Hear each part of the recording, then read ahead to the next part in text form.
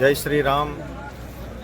આજરોજ રતનપરના આંગણે નવનિર્મિત રામજી મંદિરની પ્રાણ પ્રતિષ્ઠા મહોત્સવની પૂર્વ સંધ્યાએ જ્યારે પ્રાણ પ્રતિષ્ઠા મહોત્સવ કાર્યક્રમની શુભ શરૂઆત થવા જઈ રહી છે ત્યારે યજ્ઞશાળાની અંદર સોમનાથ યુનિવર્સિટીના ઋષિકુમારો દ્વારા આજે આ તૈયારીઓ થવા જઈ રહી છે।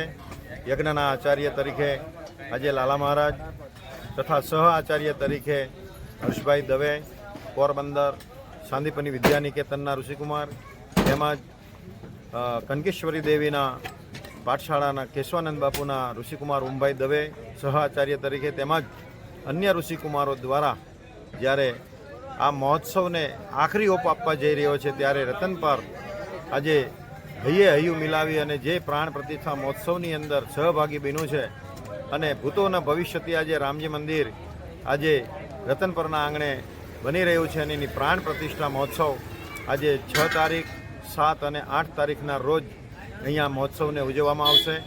નામી અનામી સંતો મહંતો લીંબડીથી મોટા મંદિરથી પૂજ્ય બાપુ આવવાના, સાયલાથી પૂજ્ય દુર્ગાદાસજી બાપુ પણ પધારવાના, અન્ય સંતો મહંતો જ્યારે પધારવાના છે ત્યારે આ રતનપરના આંગણે સુંદર મજાનો પ્રતિષ્ઠા મહોત્સવ આજે ધામધૂમથી આપણે ઉજવી રહ્યા છીએ। બાપુ, આપને પૂછ્યું કે જે પ્રાણ પ્રતિષ્ઠા મહોત્સવનો આખો કાર્યક્રમ કેવા પ્રકારનો રહેશે?